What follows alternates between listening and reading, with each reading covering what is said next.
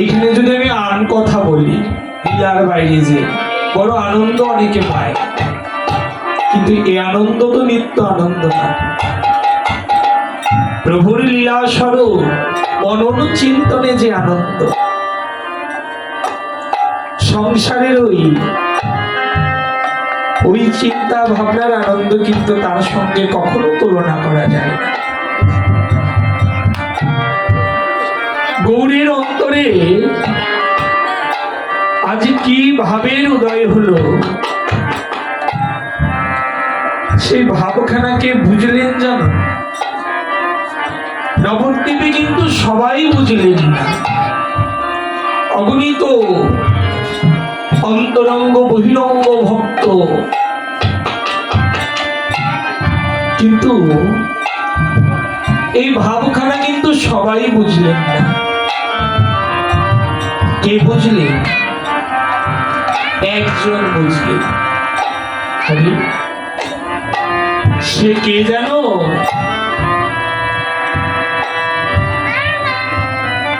সে এমন একজন, মহাজন বর্ণনা করলেন।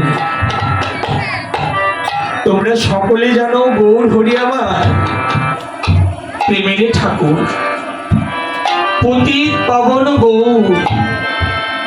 কিন্তু গৌর যদি আমার পতিত পাবনই হবে, পতিত পাবন সত্য, কিন্তু গৌরের অন্তরেও কিন্তু ক্রোধ আছে। মহাজন বললেন, আরে জগতে এমন একজন আছে যার অন্তরে কিঞ্চিত ক্রোধ নাই।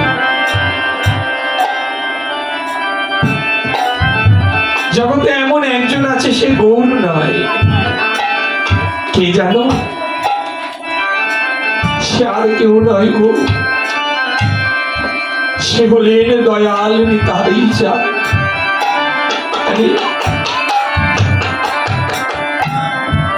যেদিন মাধাই নিতাই রঙে আঘাত করেছিলেন, গৌর আমার বিশ্বম্বর মূর্তি ধারণ করে বলেছিলেন, ওরে মাধাই, কণ্টক ফুটলে মম ভক্তের শরীরে শেলো সম বাজে যেন আমার ওই অন্তর। তুই আমার নিতাই রঙকে আঘাত করলি, আজ আমার হস্ত হইতে তোর নিস্তার নাই। কোথাও সুদর্শন প্রকট হও, আজ আমার হস্ত হইতে মাধাই তোর নিস্তার নাই।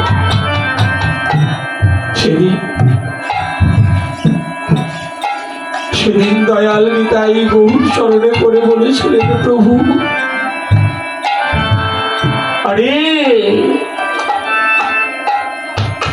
যদি তুমি নিধনই করবে তবে উদ্ধার করবে কাকে? প্রভু তুমি না বলেছিলে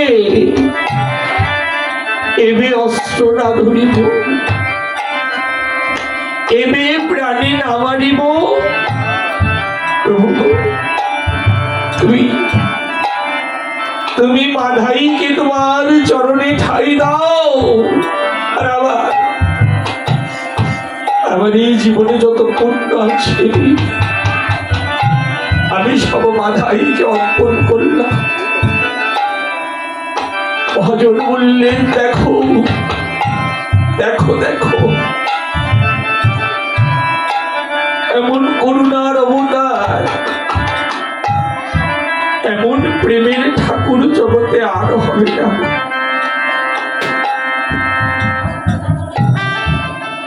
নিতাই চাঁদের মতো এমন করুণার অবতার প্রেমের ঠাকুর জগতে আর হবে না। মার খেয়েও হরিনাম দেয়, মার খেয়েও হরিনাম বিতরণ করে। মহাজন বললে, গৌরের মধ্যে যতটুকু, নিতাইয়ের মধ্যেও ততটুকু। গৌরের অন্তরে যতটুকু, নিতাইয়ের অন্তরেও ততটুকু। আচ্ছা, কে এই নিতাই? এই নিতাইয়ের পরিচয় বা কি? কে তিনি? এমন করুণার তরঙ্গ হৃদয়ে নিয়ে এই কলিজীবকে প্রেম বন্যায় ভাসিয়ে চলছে এই যে নিতাই। কে নিতাইয়ের স্বরূপই বাকি?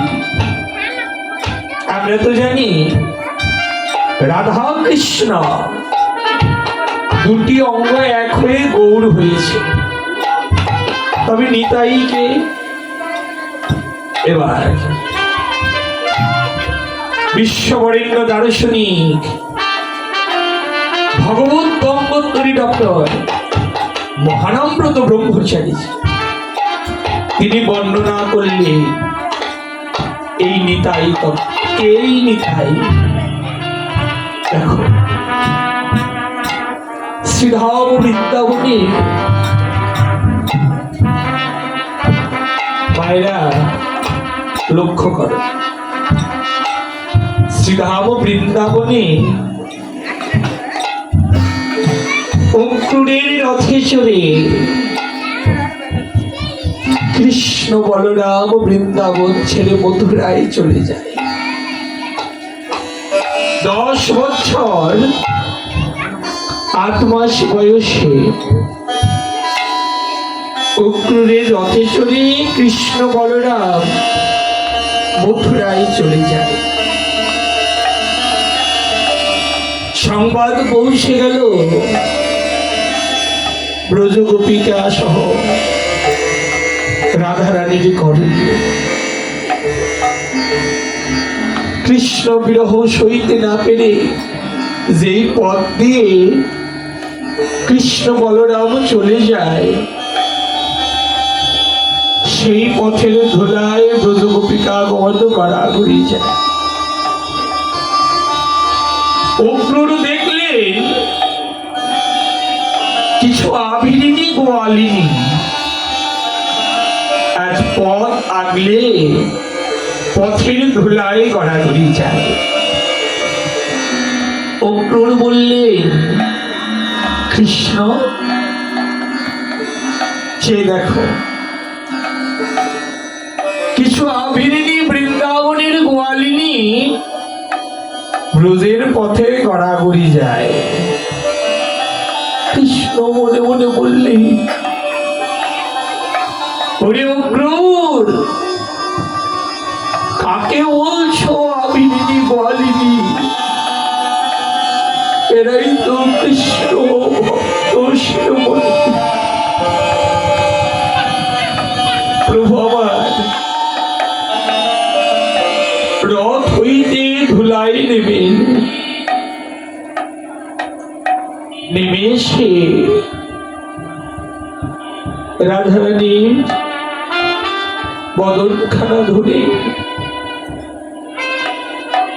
নয়ন জল মুছাই দিয়ে বললেন, রাধে আমি চলে যাচ্ছি তাই তুমি কাঁদছো?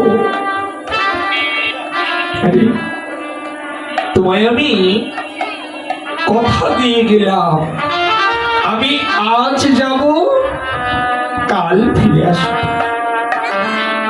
এই তো আমি আজ যাব কাল ফিরে আসব, এই কথা দিয়ে অক্রূরের রথে চড়ে ভগবান আমার বৃন্দাবন ছেড়ে চলে গেলেন। সেই যে চলে গেলে রাধারানী আমার গোবিন্দের ওই চলে যাওয়ার পথপানে তাকিয়ে আছে। দেখো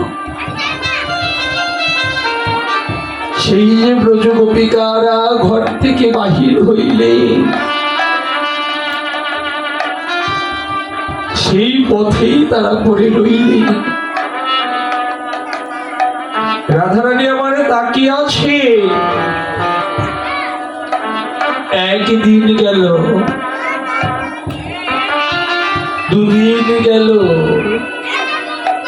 1 মাস গেল, বৎসর গেল, দেখতে দেখতে শত বৎসর কেটে গেল,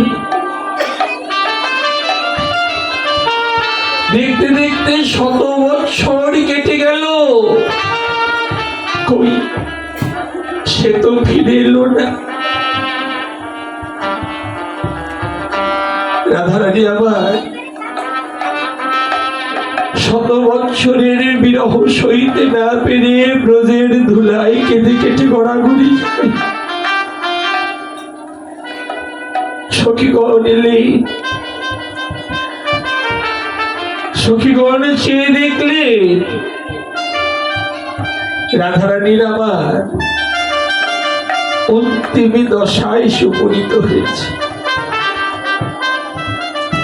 বিরহের সর্বশেষ দশা, যাকে বলে মৃত্যু দশা, অন্তিম দশায় রাধারানী। আরে সখীগণ সম্মুখে যে দেখলেন, কোন সখী বলে রাধারানীর দেহে প্রাণ আছে, কেহ বলে নাই। শুধু কর্ণ কুহরে একটু কৃষ্ণ নাম দিলে দুটি নয়ন হইতে অশ্রু বিগলিত হয়। হরি বাবা, শেষ দশা বৃন্দাবন লীলা স্মরণ করেছ অনেক।